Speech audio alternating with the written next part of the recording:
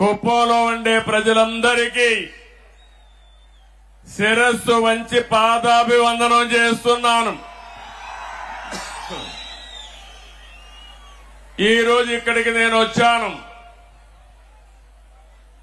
చాలా ఎన్నికల్లో నేను పోటీ చేశాను. ఇది 9వ ఎమ్మెల్యే అయ్యాను. 9 సార్లు ఎమ్మెల్యే అయితే 8 సార్లు మన కుప్పం నుంచే ఎమ్మెల్యే అయ్యాను. తిరుగులేని మెజార్టీతో గెలిపించారు మీరు. నా మీద ఒక విశ్వాసం పెట్టుకున్నారు. నేను వచ్చినా రాకపోయినా ఎన్నికల్లో మేము అండగా ఉంటామని మీ నిజాయితీ నిరూపించారు.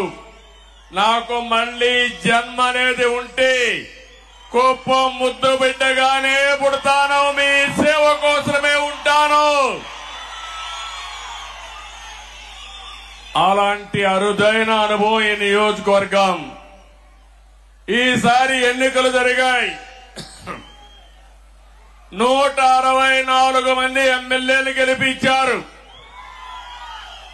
వైఎస్ఆర్ కాంగ్రెస్ పార్టీని చిత్తుగా ఓడించారు. 11 సీట్లే గెలిచారు. అంటే ప్రజాస్వామ్యంలో ఎవరైనా సరే విర్రవీగితే ఇదే గతి పడుతుందని ప్రజలు నిరూపించారని చెప్పి నేను మీ అందరికీ తెలియజేస్తున్నా.